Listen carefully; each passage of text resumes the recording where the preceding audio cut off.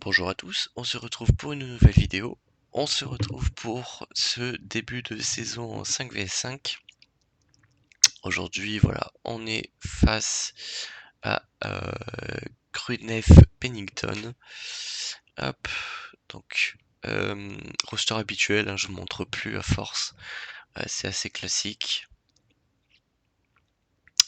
Hop, donc on va commencer dans le vif du sujet. On va prendre un Triumph versus une Padmé. Tac, on cherche un attaquant avec de la santé en pourcentage. Et on est parti. Donc en face c'est full relique 8-9 comme d'hab. Pour changer. Donc je pars en Trium. Assez classique comme compo. Mais bon ça marche bien donc pourquoi s'en priver. Donc ouais en face hein, on est toujours sur du 11-12 millions de GP comme d'hab avec tout ce qui est exécuteur profondity. Pas de Léviathan pour le coup. Tac tac tac donc voilà. Donc je vais pouvoir vous montrer à la fin du match hein, bien sûr le résultat puisque j'ai déjà enfin la journée est déjà passée. Donc voilà, il y a quelque chose, il y a pas mal de choses à montrer. Tac tac tac. Bon après là c'est assez classique, faut essayer de one shot la Queen Amidala. En faisant attention au DPS de notre cher Obi-Wan. Voilà, parce qu'il m'a tué Sion. Hop. Tac tac tac. Donc je vous montrerai un peu la défense que j'ai posée aussi, le résultat. Ça peut être intéressant. Donc là pour l'instant voilà, il faut tuer cette team là. Tac. Hop, on augmente les cooldowns, mais c'est surtout pour réduire les nôtres, comme ça on récupère l'annihilation. Savage Opress, il est très très bien. Niveau protection et tout, hein, avec l'Omicron c'est largement plus simple. Hop. En plus à chaque fois qu'en face ils se frappent, bah ils jouent en dehors de leur tour, ils se font des dégâts donc ça c'est cool. On garde l'annihilation quand même. Tac tac tac.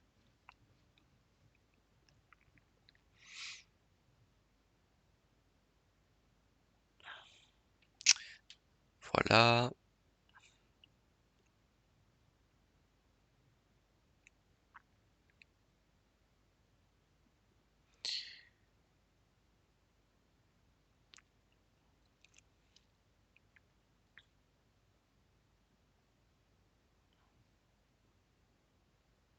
Hop, donc là voilà, on peut annihiler le lead et à partir de ce moment-là, le match, vous allez voir qu'il va s'accélérer de façon assez importante. On a tué Obi-Wan cache derrière.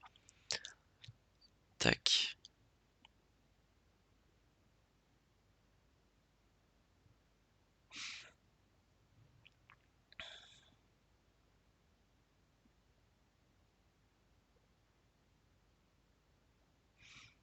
Voilà, on continue doucement. Le maître Qui-Gon qui est très tanky pour le coup.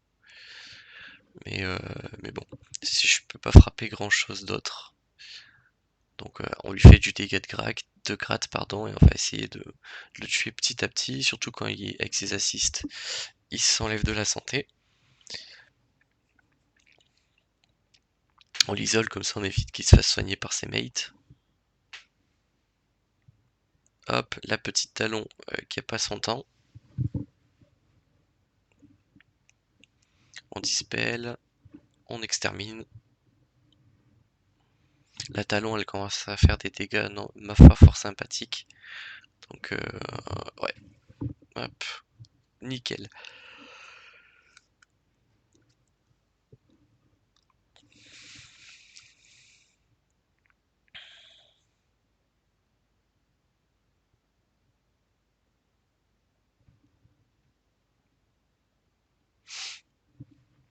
Hop, donc Gul'dan full relique avec d'Attaqueron niveau 9. Moi j'envoie à mon tour les Inquis d'Attaqueron 9.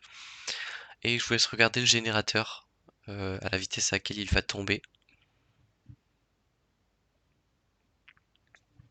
Hop, voilà. Donc très très très très très très très cool.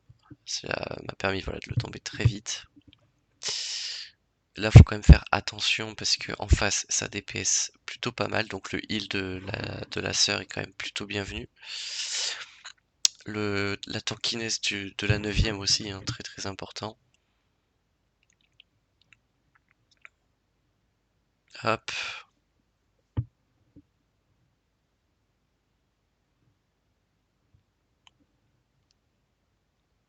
Là voilà, le tour du grand Inky, très important pour le full dispel. On a fait de très beaux dégâts au passage. On peut tuer le capitaine au passage aussi. Tac. Jar Jar Binks qui est tombé. Le bombardier. Et il reste plus que le boss qui n'a, pour le coup, pas d'attaque offensive. Hop, donc 60 bannières.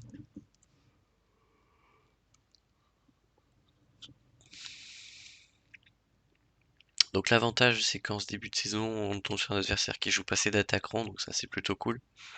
Je vais pas vous mentir que ce sera pas le cas du prochain adversaire. Donc ouais, hop.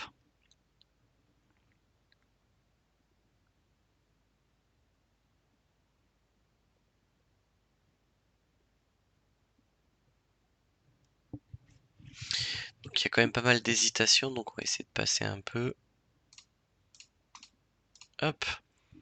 Donc on va partir sur le miroir de JMK en premier, donc sur le territoire du sud.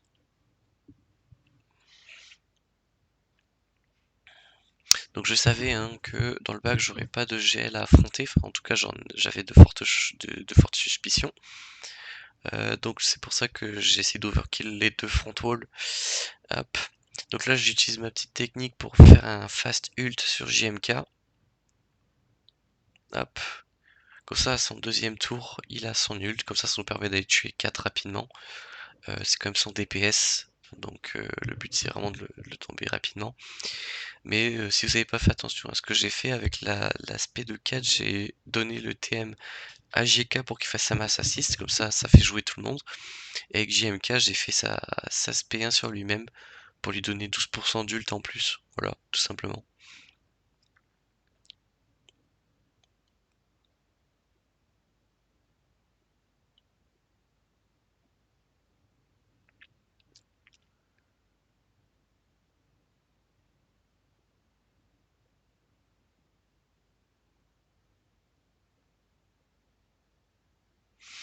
Hop.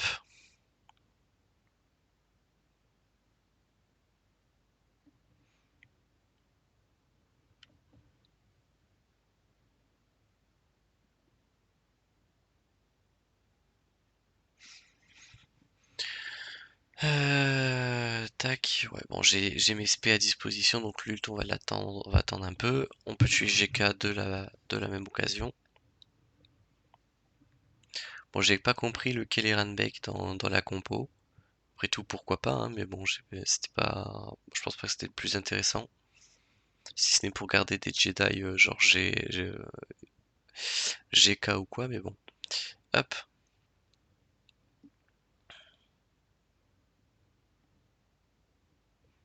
Vraiment le miroir JMK à partir du moment où vous avez tué sa 4 et qu'il vous reste la vôtre, c'est quand même vachement plus simple, hein. Là-dessus, y a pas de doute. Hop.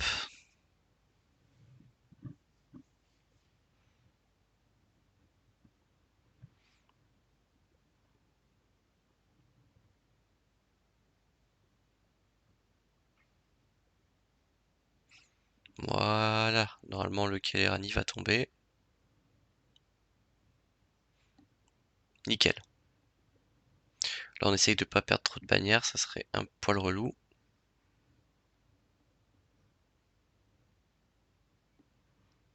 Voilà, nickel. 62 bannières, hein, on peut pas faire plus. On a perdu 3 bannières sur GK.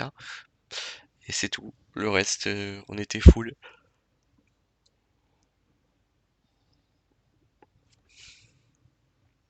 Donc une team à pas sous-estimer.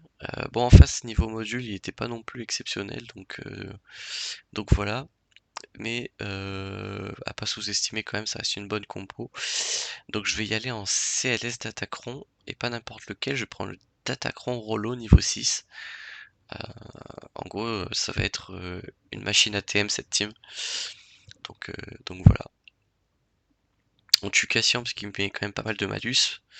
Ensuite, il faut tuer Radius parce que c'est lui la pièce maîtresse de la team, hein, tout simplement. Bistan parce qu'il a une bonne capacité de réduction de TM. On stun Chirrut et on va tuer Jyn Erso parce qu'elle a du revive. Voilà, tout simplement. 65 bannières. Donc voilà, DPH, DNS et une Iden Versio.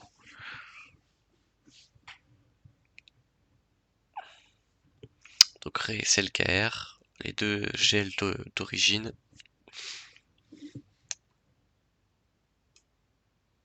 Hop.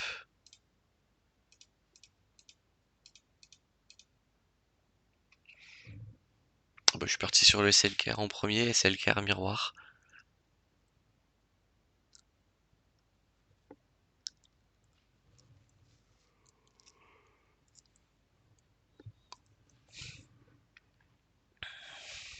Donc j'ai un gros Datacron, j'ai la même compo, de meilleurs modes.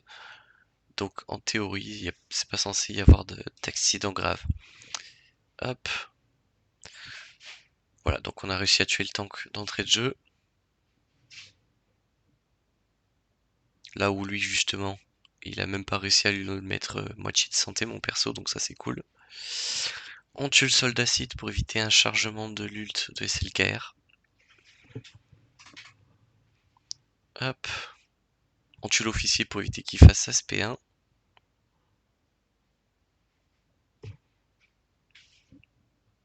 Hop.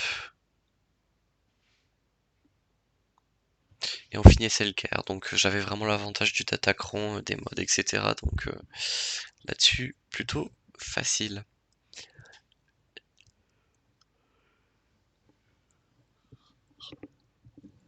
Petit JML Datacron 15 contré. Hop. Donc là voilà, hein, très clairement, j'ai la loupe de TM de mon côté. Hop. On essaye de trigger tous les immunités aux dégâts rapidement.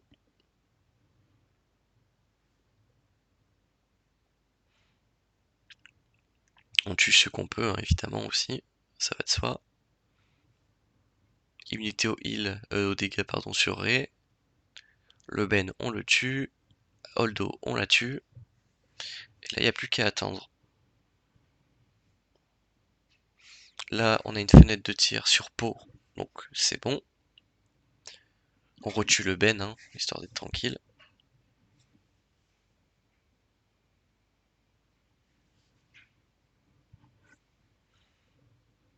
Voilà, on peut rien faire, on attend, elle va passer en ult.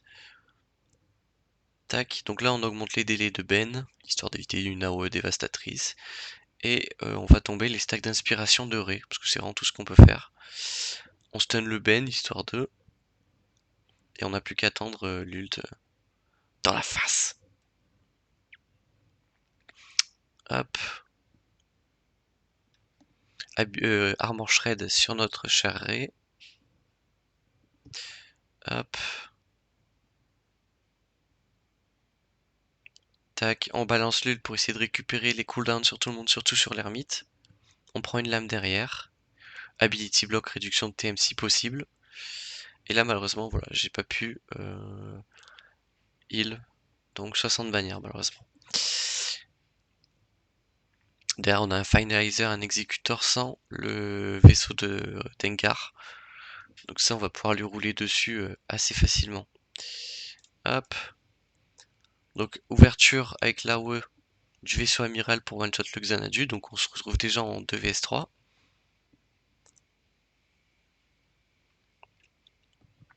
On a la protection du vaisseau de Dengar, donc on est vraiment extrêmement tanky.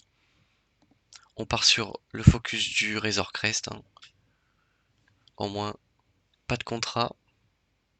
Nous on sort notre propre Xanadu, comme ça on a vraiment la grosse compo, là, les 4 plus gros vaisseaux de la flotte. Hop. Là le Razor Crest il est vraiment extrêmement bas. On le tue avant le contrat. Donc là on a un très très gros avantage par rapport à notre adversaire.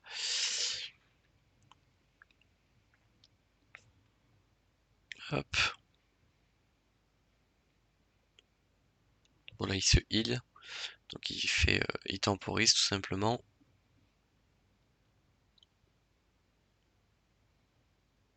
Toujours pas de marque de la mort. Prochain tour. Donc pour l'instant faut juste attendre. Lui en attendant il a perdu son IG donc ça c'est très très bien.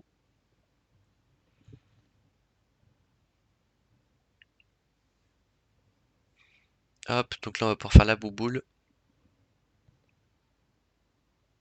Basique. Marque de la mort. Là par chance il avait pas les cooldowns sur la bouboule. Donc on perd pas tant de bannières que ça. On va pouvoir le stun et détruire le vaisseau amiral. Comme ça pas de mauvaise surprise. Hop. Et basique, nickel. Donc on a le full bannière là vraiment. J'aurais pu enlever des renforts en plus mais bon. Bon là on va le massacrer avec l'Empire. Donc voilà, il joue premier, il a la chance parce qu'il est finalizer, donc plus rapide par essence.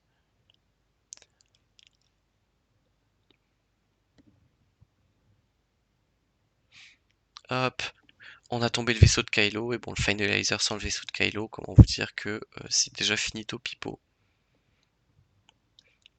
En plus, mon TE qui a fait un double dodge, donc il a donné 2 fois du TM au vaisseau amiral. Là-dessus, c'était finger in the nose. Hop, voilà, donc là, il n'y a plus de vaisseau premier ordre.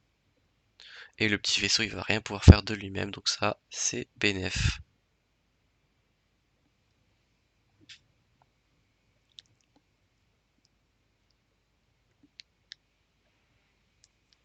Voilà. Donc les vaisseaux, on l'a torché. Et là, bah honnêtement, il me reste 2 GL. J'ai encore Wampa au micron. Donc je vous spoil pas l'issue, mais je pense que vous l'avez déjà d'ores et déjà deviné. Hop. Donc là, Eden, hop, ça va être expéditif. Donc voilà, le Short Trooper, je suis capable de le one-shot sur une basique. Voilà, il donne le revive à sa team. Mais bon, le Death Trooper se prend une double contre-attaque. Eden, elle prend une claque et elle prend une contre-attaque. Voilà, donc là-dessus, 68 bannières. C'était open bar.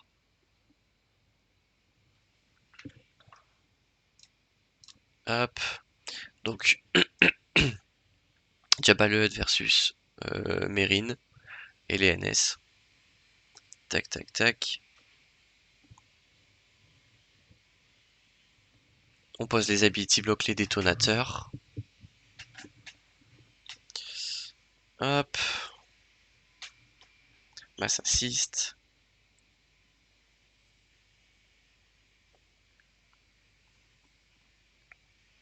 Hop. On peut partir le TM de Merrin, ça je le savais pas. Tac. Par contre, on peut la démolir avec des détonateurs, ça fait plaisir. Hop. On essaie de tuer Daka, hein, c'est elle qui a le revive comme d'hab. Change les NS, ça fait 15 ans que c'est pareil. Là, on est bloqué sur le zombie, c'est pas bien grave. On va se récupérer l'huile de Jabba, sauf que j'ai pas tilté le bonus sur Merrin. Immunité au one shot. Bon, ça a au moins eu le mérite de soigner toute ma team. Donc c'est pas perdu, on va dire. Hop, j'espère que vous entendez pas l'aspirateur derrière, mais bon, c'est pas très très grave. Tac. Bon, Mérine, elle a décidé d'être relou. Voilà. Elle est morte. Assage, on la one shot. Et il nous reste plus que le zombie qui peut plus faire grand chose de lui-même. Voilà. 65 bannières. Propre, comme d'habitude. Et bon, bah là, des BH, hein. On y va en IT. On prend un attaquant où il y a du dégât, donc dégâts critiques, chance de crit pour son attaque. Hop. On donne un chouïa de TM à toute la team pour qu'il soit full TM. Et à partir de ce moment-là, il y a juste à apprécier le match. J'aurais pu mettre en auto. Bon, ça change pas grand chose quoi. Si pour gagner 4 secondes, autant assurer le coup. Les AOE dévastatrices, classiques. Le boss Krolixis, on l'envoie mort de la poussière. Et Dengar, c'est toujours celui qui tank le plus avec Bosk. Voilà, fini. Hop, donc ça, c'est le score final de mon côté. Hop, et j'ai oublié de, euh, de laisser le jeu ouvert, MyPad. Bon, je vais vous montrer le truc.